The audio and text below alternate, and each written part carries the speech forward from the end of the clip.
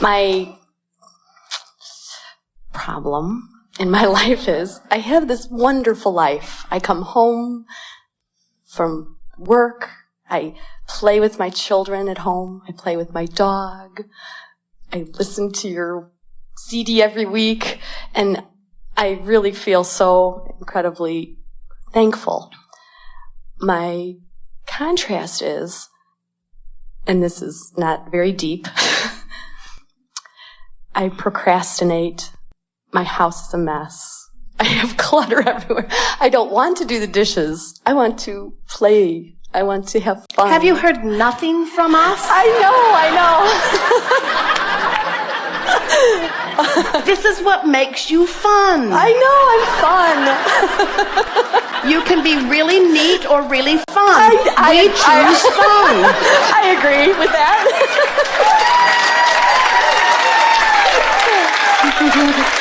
This is exactly the thing that we're talking about, isn't it? In other words, here's what procrastination is.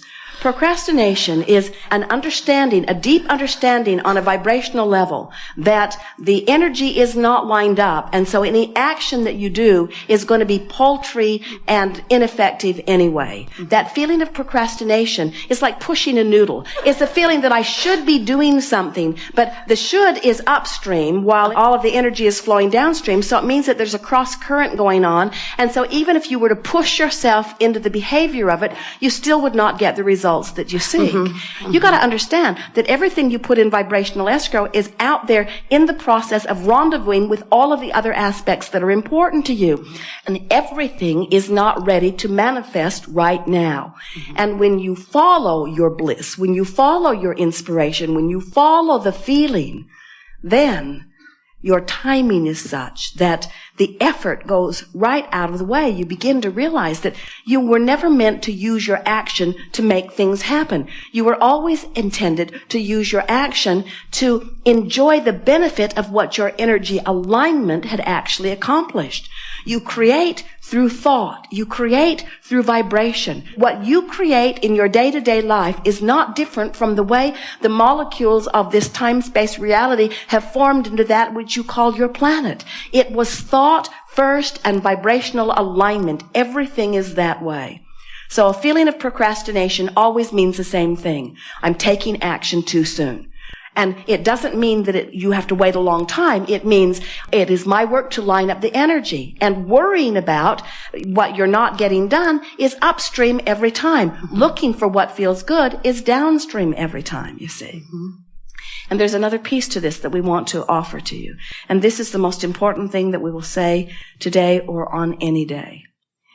Your work is to manage your gap between who you have become and who you're letting yourself be in any point in time. That's your work. So, as you realize that managing this gap is about following your bliss, it's about reaching for the best feeling thought that you can find. It's about allowing the universe to yield to you what you've already asked for, what's already lined up for, what you're already deserving of. When you realize that managing the way you feel is what it's all about, and then you think about these playful children. And you think about how so many adults in their life are already putting the you shoulds do this and you shoulds do that in it. Now think about this feeling of being called toward Source. And think about how that calling is always happening. And it's not an arbitrary thing. It's a certain thing. It's that broader part of you already being everything that you want to be. So as you are now reaching for the thoughts that feel the best and discovering the thoughts that feel the best little by little and consciously knowing the difference between the thoughts that feel downstream and the thoughts that feel upstream.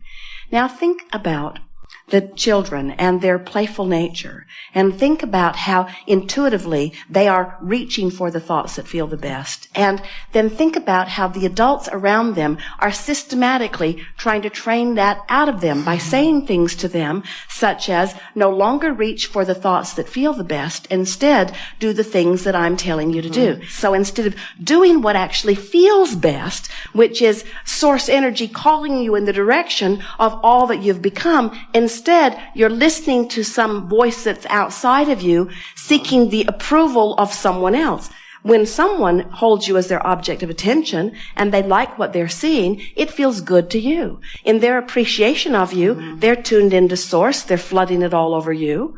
So there's a tendency to try to teach our children or anyone that we're trying to get to conform or to play along or to cooperate. There's a tendency to expect them all to disregard their own intuitive calling and replace their own intuitive calling with our rules and our intentions. As a teacher or as a mother or as a mentor, if you can just always remember that the thing that you want more than all other things put together as you're interacting with another is that you help them to always remember that their natural good feeling instincts are what they want to follow. And that if push comes to shove and they have the choice of following the feeling that feels good to them or the rule that someone else has set out, that as far as you're concerned, you want them to always follow the feeling. If you are tuned in, tapped in, turned on, and you are shining your appreciation on them, then you are a catalyst that is actually, it's like you've joined the ranks of their source energy and you are calling them in the direction of who they really are as well. So now, if you are a teacher and you are looking at them and your assumption or your determination is that they are off the beam in some way, and so now you are guiding them from your place of seeing that they are out of whack, now they are being asked to choose between you and their source who would never do that. Can you feel the distinction in this? This is such a powerful thing to understand. And that's where people begin to lose their sense of their own guidance, where someone with a louder voice or someone with more authority or someone who has the ability to give or withhold rewards, when you stand as that kind of an arbitrator in someone's life and you're not tuned in, tapped in, turned on as you are guiding them, now they're confused about what's the right direction to take. And we think that's why you find them, for the most part, joyous when they are in the classroom with you, because you managed, for the most part, to be connected to your source as you are approaching them. So why is your clutter a problem? I panic when the front doorbell rings. Because you know, because someone may disapprove of you. Exactly. I think because I work every day in a system where there's judgment on children and adults. We're all evaluated. I think that I am very overly concerned with what others would think. All right. So, and that's really, I'm working on it. Well, it's big, but it's big, you see. But here's the thing. Because many, as they're listening in, would say, she needs to figure out how to clean up her mess. Right. And which is the opposite of what we would say to you. What we want to say to you is, you need to stop worrying about your mess. You need to not care about what somebody else thinks about your mess. In other words, that really is the bigger issue here. So now you put your boat in right where you are. Try to find a statement that gives you a little feeling of relief without cleaning up the mess. Right. In other words, we don't want you to clean up the mess which changes the conditions. Right. We want you to adjust the way you feel in the conditions. So what do you say to yourself that closes that gap? I say, this is a lovely home. There's a lot of creative things happening. I can see a lot of projects going on all at once.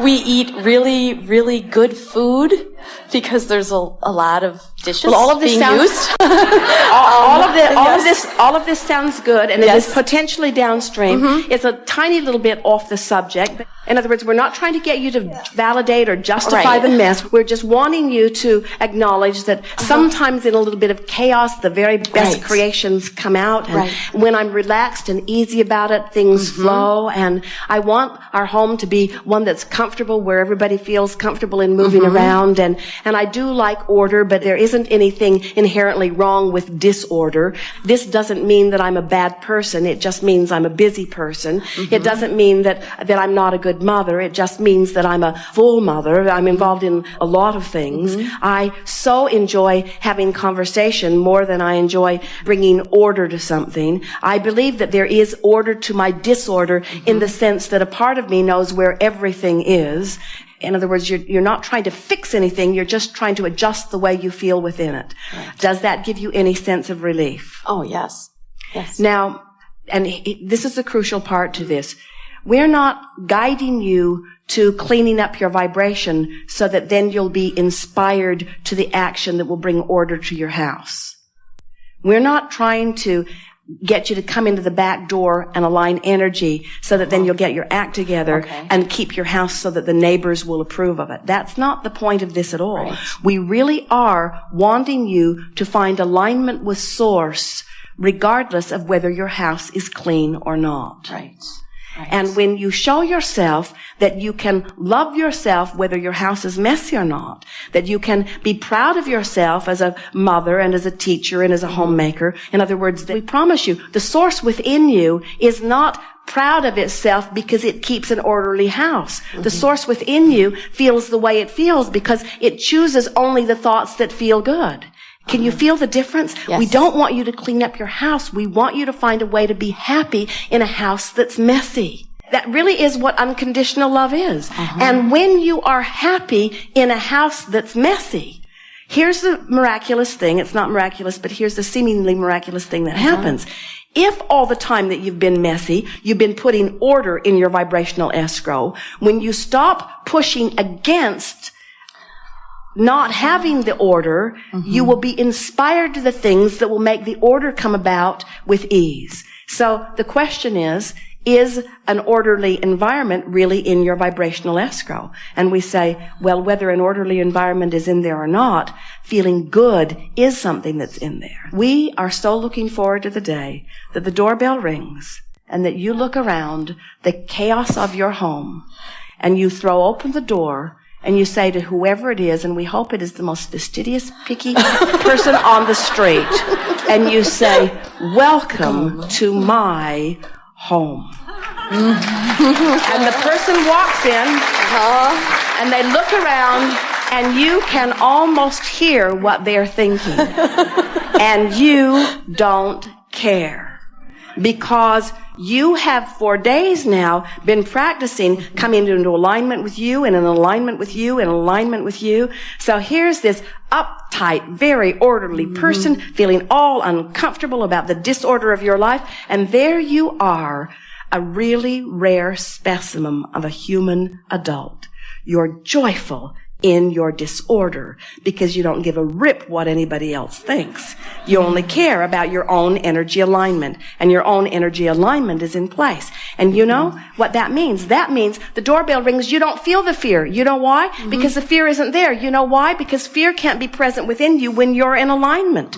So you open the door and you welcome them in, and it doesn't matter what they think because what you think dominates. And before you know it, you start a whole new trend. It's this trend of easier life. It's this trend of doing what I feel like doing. It's this trend of being tuned in, tapped in, turned on. It's this trend of being happy because I choose to be happy, not because I pleased you and you and you and you and you. Because when I try to please you and you and you and you and you disappoint me because one day you want this from me and another day you want that from me. You can't make up your mind what you want from me because in the reality, there's no way that anything that I can do can ever make you happy. So you can be an unhappy person standing in judgment of my messy house or not. Doesn't make any difference to me. The only thing that matters to me is my alignment with my Source. And that's what those little kids know. They're not naturally neat. They're not. They're not naturally neat. They're naturally progressive. They're naturally moving on to the next thing. They're naturally doing the most fun thing that they can find in the moment. They're naturally knowing that the mess will keep. They're naturally not worried about all of those things, you see. Clean up your vibration. Don't clean up your house. Clean up your vibration. Don't clean up your house. Clean up your vibration. Don't clean up your house. And before you know it, the house will be a non-issue. And then, if neatness is in your vibrational escrow, order will come about. First, the vibrational alignment, then the inspiration.